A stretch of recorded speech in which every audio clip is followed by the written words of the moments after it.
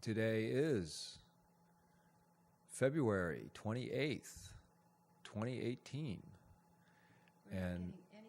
And I turned the volume down on the No, it doesn't matter. I should get a red.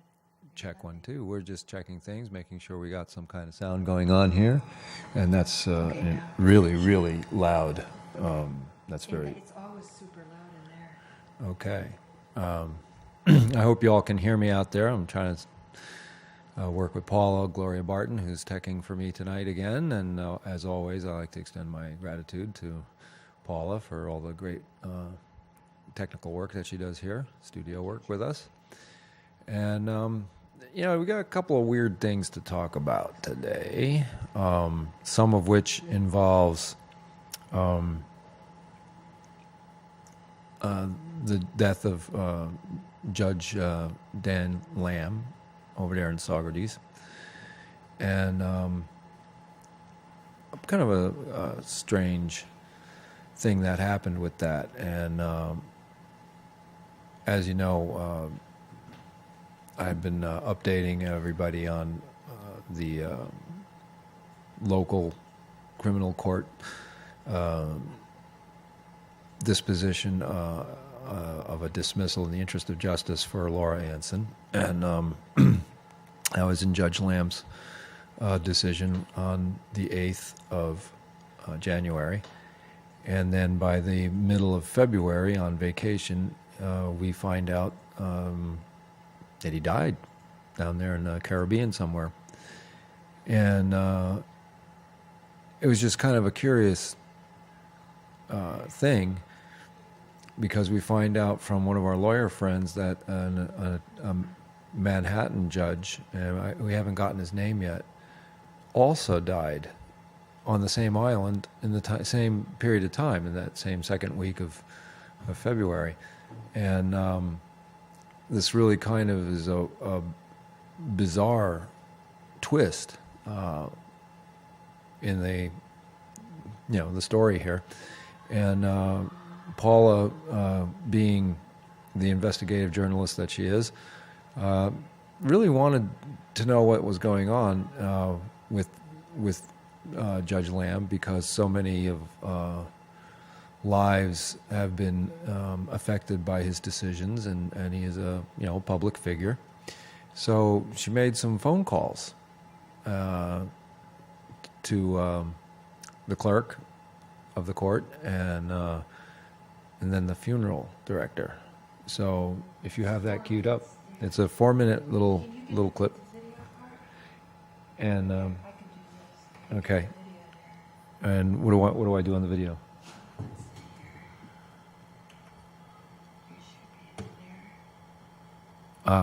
There we go. Okay, so there we go. Thank you, Paula. I wasn't sure what she was asking me. Good morning, Justice Court. Yes, could I speak to the court clerk? You're speaking to the court clerk. How can I help you? What's your name? Eileen? Eileen? What's your last name? Pistoia. Okay, thank you. This is Paula Gloria Barton. I heard that Judge Lamb died. That's correct. Will there be an open casket ceremony? It's in the paper. He's being laid out at Seaman Willsey Funeral Home. He's what? Being laid out at Seaman Willsey Funeral Home. Will there be an open casket? I don't know. How can I find out? I'll tell you exactly what's my concern. I'm 66 years old and I've seen a lot of things. And when I lived on the island of Cyprus, I saw, as the Soviet Union was falling apart, Russians were coming in with suitcases full of money. Do you understand what I'm saying? No, I don't. Judge Lamb has a lot of responsibility. A lot of people were depending on his decisions. You'll have to call the Seaman Willsey Funeral Home. I don't know the answer to your question. No, I need to know if I can see the body or the death certificate, because Ma'am, you'll have to call. Listen to me. People. Ma'am, this has people nothing to in do these with me. This positions- has nothing to do with me or the court. I'm sorry. Well, give me the number then. I don't have the number. You'll have to look it up. I'm What's sorry. the name? Seaman Wilsey Funeral Home. Simon? How do you spell it? Seaman, S-E-A-M-O-N. S-E... What's that? S-E-A-M-O-N. S-E-A-M-O-N. Simon... Wilsey, W-I-L-S-E-Y. W-I-L-S-E-Y. Simon Wilsey, and where is this located? John Street in Saugerties. John Street. Thank you very much. Okay.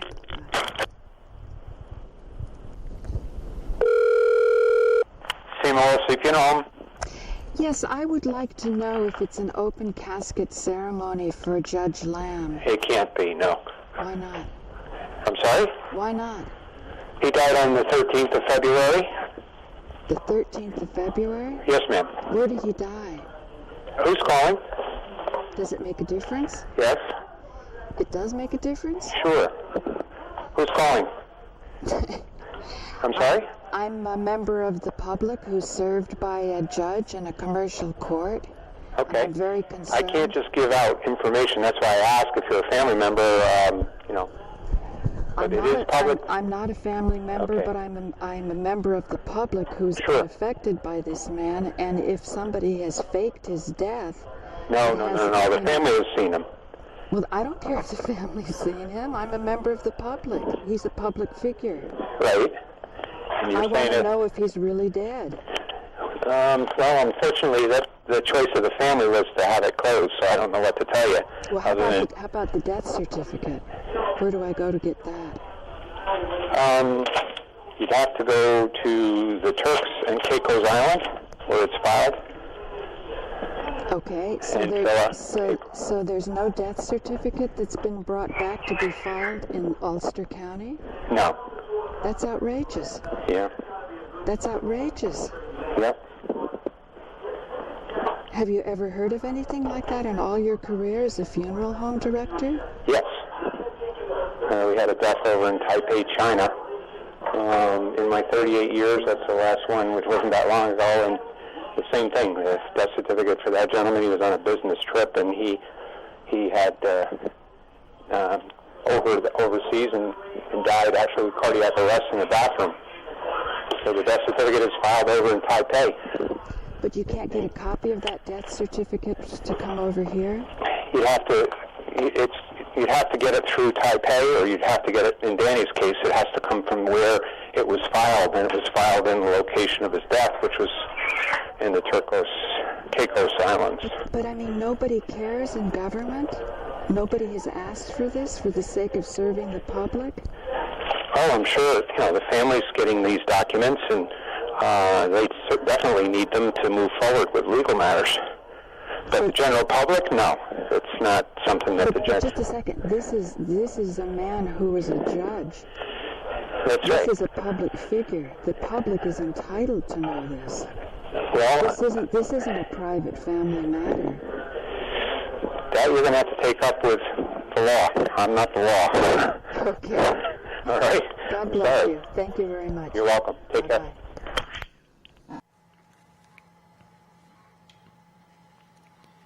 Okay. So that was a very interesting exchange Paula had with the clerk and the funeral director. And only one other time in 38 years of this man's career has a death certificate not been available in a death that was involved with his business there.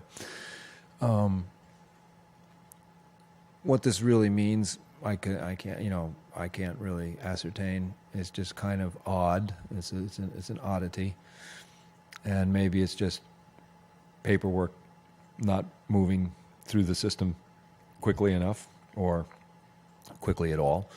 But in any event,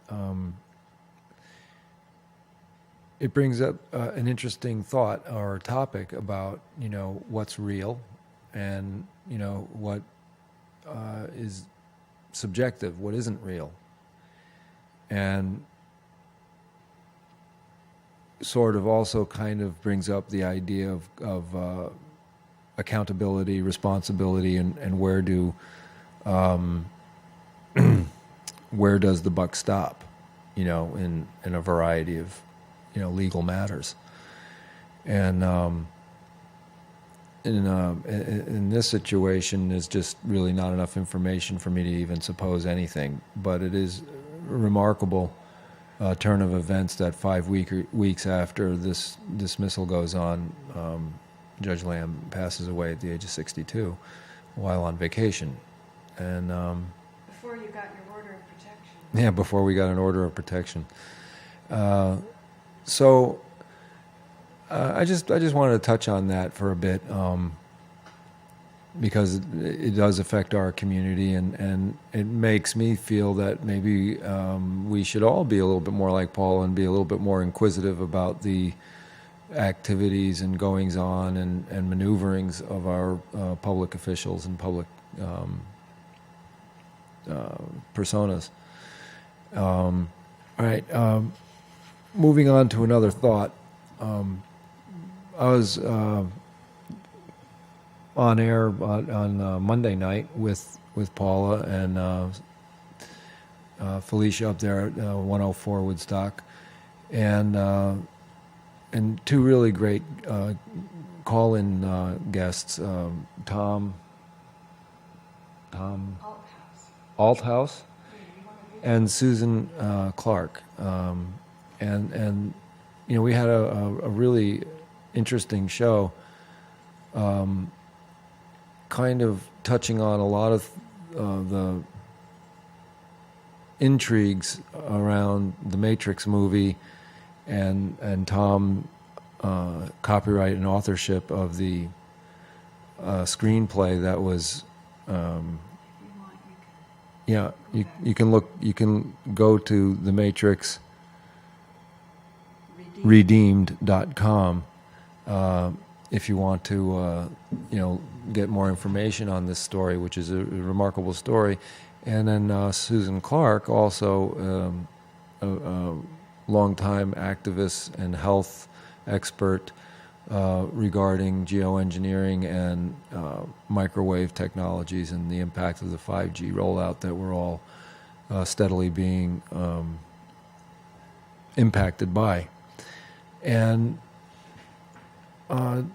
before going on air, Paula was interested in having me, contribute to the conversation with, not only some of my ideas about geoengineering and chemtrailing and stuff, but this idea of entertainment and the power of entertainment and what the word really means. And briefly, how this happened, we were talking a week ago or 2 weeks ago. These Wednesdays are flying by, folks. I feel like I just did a show yesterday, and it's now Wednesday, and I'm a little kind of wobbly tonight. I don't have a guest lined up, and I wasn't, it's just bang, Wednesday again, every other day.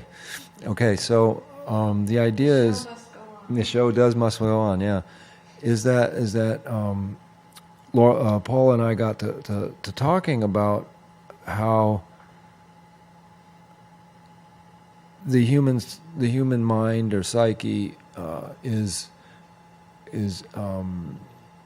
required to agree to its reality.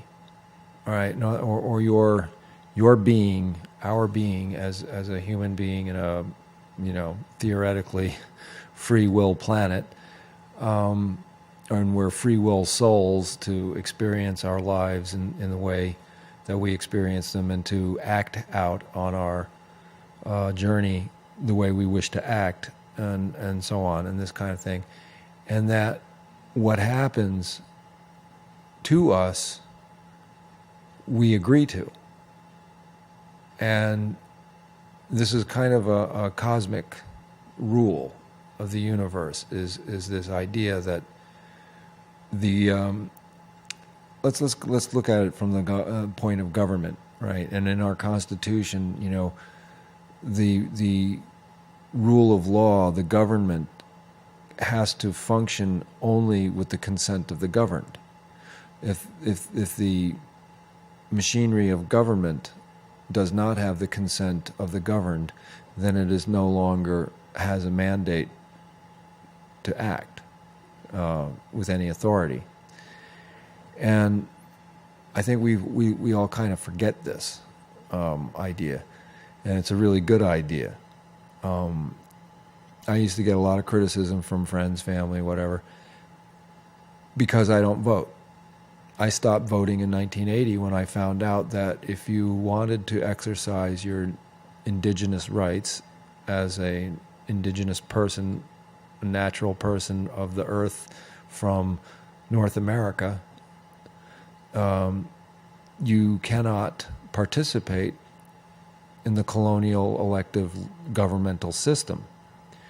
If you do, then you give up your rights as an indigenous person. And I'm what you could call a fractional Indian, right? I have a little bit of Chippewa on my dad's side, but I'm voluntarily, my ethnicity is voluntary when it comes to the philosophy that I've adopted and the wonderful experiences that I've had living in Native communities along the St. Lawrence River and Lake Erie and in New York State and Canada. And what I got educated to was this idea that the powers that be, the governing systems, and when I in this context, I'm not talking about our representative elective government that we all see and kind of feel and touch and understand. There are control paradigms that we are not aware of, much like radio waves. They impact us, but we don't know and don't feel and we don't measure how these control, social control paradigms or political control paradigms actually operate and work. And it's kind of funny. We hear, the TV producers board in Woodstock has been trying to get through that corporate veil, I guess, as a phrase, to understand, all right, what's really going on here? Who's in charge? It's like that Abbott and Costello skit. Who's on first? I don't know. Who's on second? And so on. And so there's a lot of this subterfuge in trying to just simply find out, all right, how does this system actually work? Or in more simple terms, like who's calling the shots? Well, when you start pushing against, our local town council or, the town, try just trying to find out who the board of directors are for the Woodstock Corporation, right? Let's go there. Let's put it that way.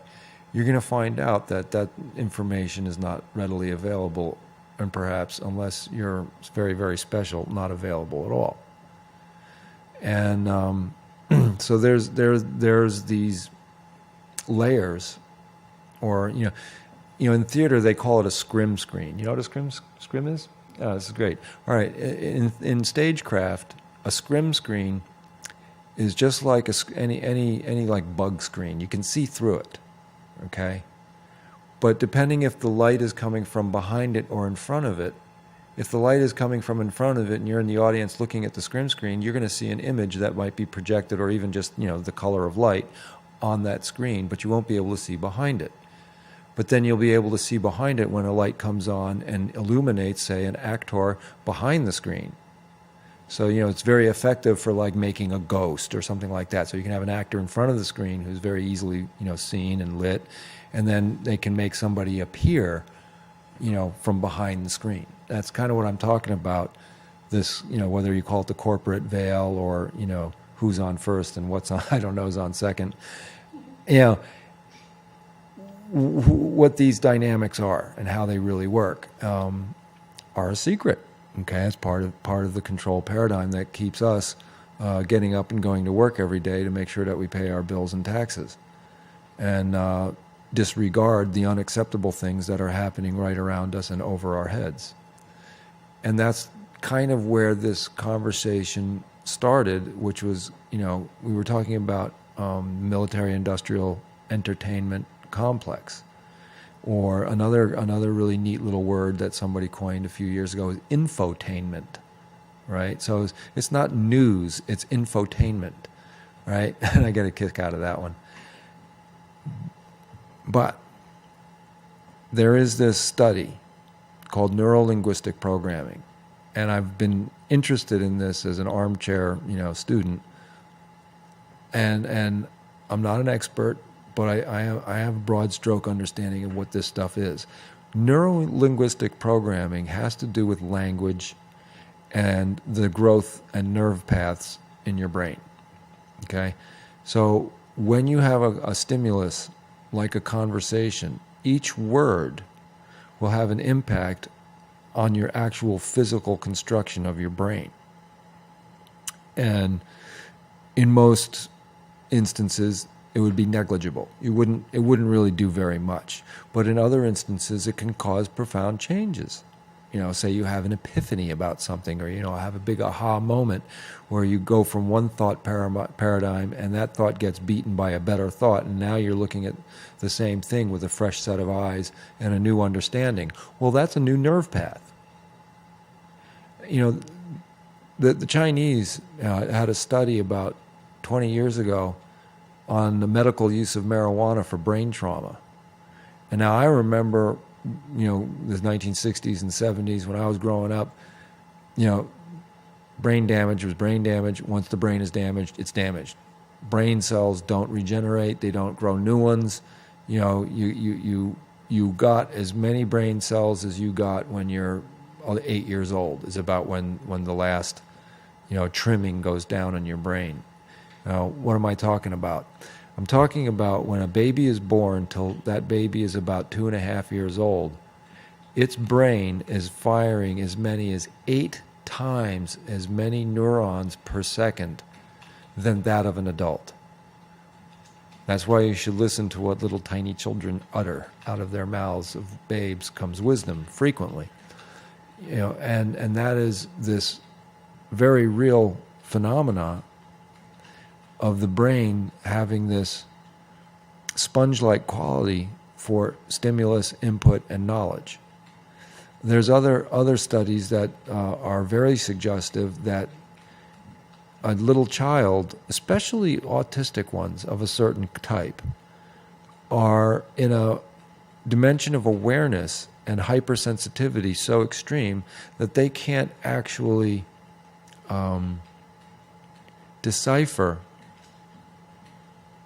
that which is inside their body from that which is outside their body, extending as much as miles away. They found that some of these children have, you could call it ESP, right? Almost an extrasensory perception quality of being so aware of their environment that awareness extends beyond their normal detection of their senses. Like, for example, their visual. We are impeded by as far as the next object in front of us. And beyond that object, say it's a building, you don't know what's on the other side of that building or the other side of that wall. If you're in a room, you're in a container. But these, children, these very young children, and some of them are in a form of autism, have such a hypersensitivity that their awareness is, going down the block and around the corner and, in some cases miles away, almost like remote viewing, if you guys know what that is. So neurolinguistic programming has to do with the shape of our physical brains being impacted by the programming of words. So, I remember, like many of us, traumatized families with alcoholism. Some member in the family might be an alcoholic or a drug addict, and somewhere around 50 years ago, somebody started Alcoholics Anonymous, right, the 12-step program, and then that they found needed to be added to with something called Al-Anon, which is, for the families of alcoholics, for the lovers and friends of alcoholics who want to, deal with their healing from the impact of becoming dysfunctional in their own feelings and behaviors because of somebody else's condition and activity. And in that, exploration of a 12-step program, you have to really work on yourself, and you have to be, in a sense, selfish to take care of your needs, because if you can't take care of your needs, you can't take care of anybody else's needs, and this kind of thing. And I kind of lost the train of thought there, why I was going there. Chime in if you think of it, Paula. But anyway, so this neurolinguistic programming, I guess the reason I brought up the 12-step programming is that, I love it, that, it's in our language everywhere, even the word program. Think about it for a moment. You watch a TV program, and then you can program a computer. Your brain is a computer, so when you're watching a TV program, the TV is programming your brain through the program. See? So that's essentially how this system works. So if you put the idea of consent, right, involved with programming, involved with entertainment. So if you entertain company, what does that mean? You bring them into your house, you put out a spread of food, you put on some nice music, everybody has great conversation, maybe there's some dancing. So, you're entertaining your company, right? Or if you're an avid TV watcher, there's a great, fluff show called, Entertainment Tonight or TMZ or any number of these TV shows about TV shows, okay? We talk about the snake eating its tail here. But in that idea also is, well, what does that mean, when you're watching TV for entertainment, right? It's kind of a reverse energy of bringing people into your home and entertaining them. You're entertaining them because they're entering your container. They're coming into your space. Right? And ideas do the same thing. And also agendas, programs, whatever, policy, all kind of fall under this invasive programming. But do you know it? Are you aware of it? In legal terms, in order for the court to hear a case, it has to first entertain that case. It has to entertain the information. Or, if you want to entertain a good idea, that means it has to entertain your brain or enter your brain so that your container can assimilate the information. Okay? And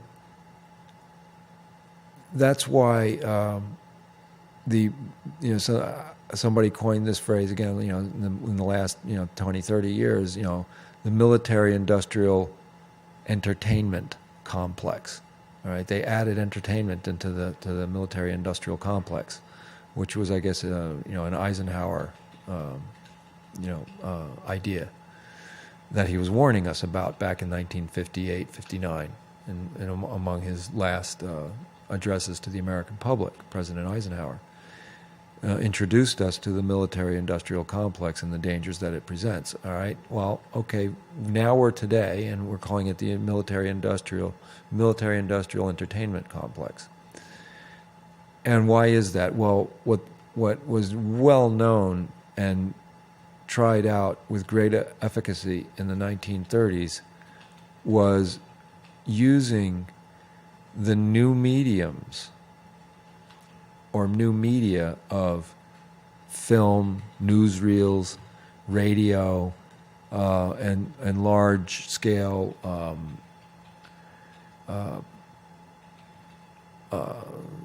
I want to say presentations, when you're where you have orations, you have in this case, let's use Hitler, because he was really good at it, of putting him up on a stage with all the pomp and circumstance and ceremony and flags everywhere and uniforms and with the certain meter and cadence in his voice, he would communicate, his ideas, or the ideas he was told to communicate, because everybody thinks that Hitler was this a certain kind of a guy, but really he was just a pawn like any other figurehead. He's just doing what he's told in a big way, and we don't know who his bosses are. My idea is that his bosses are the bankers, just like the bankers are the political bosses of today.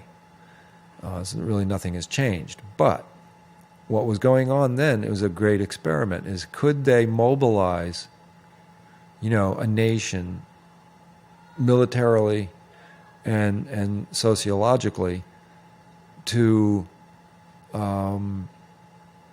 to accept the unacceptable and then act on it. In this case, it's exterminating your fellow humans. You're exterminating your fellow humans because, I don't know, they don't agree with you. They talk about the extermination of Jews. It wasn't just Jews that were being exterminated. There were Catholics being exterminated. There were gays being exterminated. There was all kinds of people. Anybody who did not agree with the Nazi socialist, agenda was an enemy of the state and, was promptly carted off, well, after they took everybody's guns away, carted off to the, concentration camps, where they were either put into slave labor, if they were lucky, or, straight up, shot, hung, gassed, and then disposed of until they couldn't dispose of any more bodies, and the bodies started stacking up like cordwood, to the tune of, hundreds of thousands of unburied bodies, and that's something my father encountered when he liberated Dachau as a commander in the theater of war. And so the power of propaganda with this very, very new talking movies, before that it was silent movies. So the newsreels, came out from, say, World War I with just little placards to tell you what you were looking at. And then that evolved with the advent of audio recording into talking film, talkies, they called them. And this became such a powerful, motivating, and mind affecting neuro-linguistic programming tool. And that's how, to a large degree, that's how the population of Germany accepted these really, impossible demands upon them to turn their neighbors in. And if you didn't turn your neighbors in and you were found to be harboring a dissident or a Jew, you got shot. So it was a pretty draconian situation, but a significant amount of the German population went along with it. They were very good at following the orders. And that is a problem today. If your conscience cannot object for fear of annihilation to the unacceptable program that's being foisted upon you, then you have to question what brought you there, to be complicit with the unacceptable. Now, there's a lot of things that we can touch on globally, but I like to keep things Woodstock. I like to keep things locally. And these globalist agendas and their neuro-linguistic programming is affected by gaining consent through entertainment, you see. So, one of my really good friends, Lloyd Gray, would explain to me, look, Hollywood tells the truth with lies in their movies, and they tell lies with the truth. And in so doing, it creates a condition in your psyche that's more malleable. And so that you can entertain that person with movies like Terminator movies is what I used as an example on the radio show the other night. If you look at the Schwarzenegger movies in their, near future of the Earth, or multiple futures because it does involve time traveling, sending these artificially intelligent, robot humans to come back and kill live humans. Because in the future world, it's the machines take over. The machines and artificial intelligence take over, and humans are no longer valid. We're just at this point not useful. We're not useful anymore. So the program becomes to eliminate them. All right. So that's a fairly unacceptable idea, not too different than the unacceptable ideas of Nazi Germany, but the humans go ahead and build this future with these machines that end up doing in the humans in the long run, or in the not so long run. When you get millions of people watching these Terminator movies and entertaining themselves with it and getting a charge out of it, they're agreeing to that idea. They're consenting to that probability. They're entertaining the entertainment. Okay? And that's how powerful neurolinguistic programming is. It's almost like hypnotism in a way, because it's the power of suggestion. Any true hypnotism is not mind control of one person over another. That's not how it works. Now, I was very lucky to know and take care of, for about a year and a half, Dr. Sidney Geller in Goshen, Connecticut, who was a dentist, who got his dentistry credentials in the, I think, Pittsburgh School of Dentistry in the 1930s. And while he was in school, it was he was one of a select group of people that took a deep interest in the work of Mesmer. And they actually studied this small group of people with Mesmer.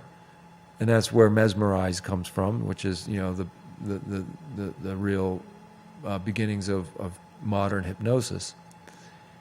And in my many days of sitting with and doing a little physical therapy and taking care of Dr. Geller, we got to talking about lots of neat stuff, and this subject came up, and he gave me a really top-flight, college-worthy, university-level introduction into the principles of hypnosis. And what he shared with me was that you can't make anybody do anything, but you can make a suggestion, and they can agree to it. So he got so good. He said that my best use of hypnosis as anesthesia was with children, because children don't have all of the mental constructs so that they are inhibited to accept ideas. Okay? So we as adults are much more difficult to succumb to suggestion because we have our own ideas about things. Okay? And he said he could make a child's jaw numb in about 2 seconds by just coming up to the child and saying, and tapping his side of his face, "You're numb now?" "Yeah, I can't feel anything." No needle. And he said he had about 80% success rate with children under the age of, say, 15 for dentistry without any anesthesia but the power of suggestion. And it's about reverse for adults. He had about 15%, 20% success rate. And in that mix would be a mix of suggestion and a little bit of Novocaine, okay? And I was just blown away by this. You know, he said, this was, I didn't know at the time, this is around 1990, how significant that was, what he was telling me, because it ties right into the power of suggestion and programming and neuro-linguistic programming. And so we have, you know, we have to think about a few other things here now. And my dear partner Laura and I would spar vocally, you know, verbally, spar with ideas, you know, and because we have these kind of intellectual conversations from time to time, and something that she brought up was, you know, being very British, is that, you know, mind over matter. You know, it's all this, you know, how does she like to put it? All this la la la Woodstock stuff, you know, is like, you know, it's not the real world. The real world is, you know, Lebanon in the 1980s. The real world is you know, Zulus and Hutus, and the real world is cruel and harsh, and you know, just because you think positively doesn't mean that it's going to be a positive outcome. You know, because the reality is there's a lot of bad things that happen. You know, and there's not much argument that I can put up against that, because I haven't been to those kinds of places and seen those kinds of things as she had. But the reason that we spar about these ideas is that, you know, I come, you know, from this idea of positivity. You know, we need, you know, if we want to make our lives better, then we have to think that it can be. Let's start there. and in spite of what the world around us is doing, or what other people are doing to us, all right? But again, it comes to consent. Are we consenting to the condition that we're in, and how do we do that? Well, it's a pretty tricky thing, because the door to consent can be opened by a lot of different methods, you know?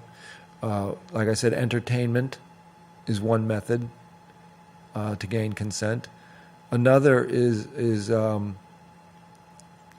acquiescence, right? Just doing nothing about something, and then by doing nothing, you've consented to it, and that's why it's so important that we kind of really start examining our world around us and what's really happening to us, and object to it, expose it. You know, now my pet project for the last, 15, 18 years has been the geoengineering phenomenon over our heads, the chemtrailing, and now more recently I've become much more aware of more exotic or even other exotic weaponry of sorts, and that's the microwave tools, and in some cases actual microwave weapons. I mean, it's all stuff that the militaries around the world are involved with and have been involved with for a long time. And where can we, or what can we do, more than a where, it's more of a what. What can an individual do when faced with such unacceptable ideas and such unacceptable policies and activity going on? And we've talked about in previous shows the similarities in the evidence signatures of the California fires of recent months and years, of the 9/11, the Twin Towers event in New York City in 2001, the fires and forest fires and wildfires of Spain and Portugal, and other events around the world. I think there was a major Chinese fire in a rural kind of a city. In other words, a city that was kind of far flung from the main southern part of China, further north and east into the center of the country. And there was a wildfire there that had all the same evidence signatures of something else afoot other than burning trees and brush. Burning trees and brush do not dustify buildings. These when you look at the Twin Towers, and Dr. Judy Wood has great presentations. A number of them you can find on YouTube online. Dr. Judy Wood's presentations show her research as to how much we really don't know what happened on those fateful days of September 11th, 2001, and subsequently. These buildings came down free fall and left mostly a hole in the ground more than rubble. Something like 97% of the mass of these 100 million ton buildings. I mean, I can't even. The size of the World Trade Center towers, Twin Towers. The scale of this mass of hundreds of millions of tons of concrete, iron, plastic, all the different glass, whatever, and 97% of that 100 plus million tons of material was simply gone by the end of the day. By the end of an hour. Gone. And the only place it could go is into the air as a dust. And that's why Judy Wood said we have to name this new thing. It's called dustification. It didn't melt. It didn't burn. It turned to a big cloud of dust.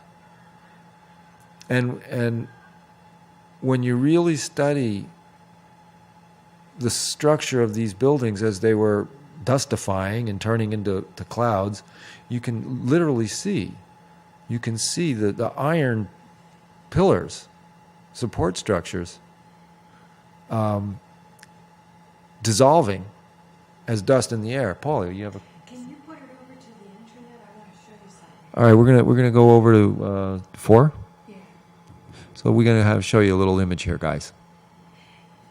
George was talking about the dustification. This is a temple in India. I only found out about a few days ago.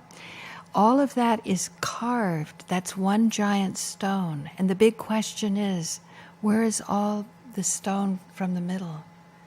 Which Right. they estimated to be 5 million tons a day coming out for 18 years. yeah. You know the story. Yeah, I'm a little bit familiar with this. It's just more positive than the 9/11. Yeah, it is. Well, what I was getting to is that there are things that are invisible technologies that we have available to us today, and we simply don't know how to identify it or even what it is. And in this temple complex, this is a different one. This is the one I was thinking of. So there's more than these. There's more than one of these types of temple complexes that are literally hewn, carved out of whole mountainsides or mountains, and there's no rubble piles anywhere. There's no evidence of where the rubble went from all this carving. And I haven't really studied this phenomena very much, but there's a great deal of evidence that the Egyptians were able to work stone with sound, which makes perfect sense. And so they had this sound technology that would modify the stone, or yes, That was, I'll show you what that is. When you see it from the top, that's this. yes, That X. yeah. Look at that. And so these kinds of incredible structures carved out of the living rock with tools that we don't really understand in our modern age. And it's almost mind-boggling to entertain the thought that these ancient people had such advanced skills, and we don't know much about them or who they were or how they did it. But there it is, carved from a solid mountain, these ornate and beautiful structures with extreme precision. I mean, if you look at some of these images here, it almost looks like they were stamped out by a computer in a 3D printer, but on a gigantic scale. And this guy tried to destroy it. It took him so many years, and he couldn't make a dent, really. A strict Muslim. One of these Muslims, Yeah. right? Because of the imagery, See, that's what he did, but he didn't ruin all the evidence, Right. all the evidence.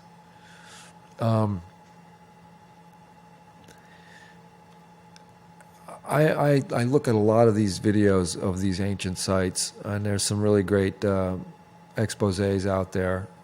Brian Forrester is a name to look into if you want to catch a lot of real interesting You can go back to videos. But anyway, You're at 52 minutes. so got a couple of minutes left. That went by quick, so I guess I wasn't too boring. So as a kind of as a closing thought, the reason I kind of banged on about this neuro-linguistic programming and entertainment is to get y'all to start thinking about language and how powerful it is and what we're saying to each other and what's being said to us. And then, you got to measure your own world. I'm going to be a bit of a broken record on this point, because I made the effort in 2005. A friend of mine gifted me a camera to document my research into the clouds and what was going on above my head. And I figure in 15 years of monitoring the sky, I've got probably almost 2,000 hours out in the field. Out of that 2,000 hours, I've got probably almost as many photographs that I took. And life circumstances, not all of my photography survived it. There was real film, with negatives and prints and all of that, 35 millimeter film. But I did manage to save some of the best of my work, so that, in our previous shows, you've been able to see some of that stuff. And I'm telling y'all, you got to go outside and just look at your world. Look at what they're doing to your sky. That's measurable. That you can see. When it comes to the microwave issue, you have to rely on the science that's being presented by really great people like Susan Clark and Dane Wigginton and our very own Steve Romine, here Truth Squad, Woodstock Truth Squad, and you gotta make a decision at some point. Are you going to allow the unacceptable to go unchallenged and be status quo? Or are we going to put up some resistance to this, and even more importantly, provide solutions to these problems? We can cry about problems all we want, but really it comes down to solutions.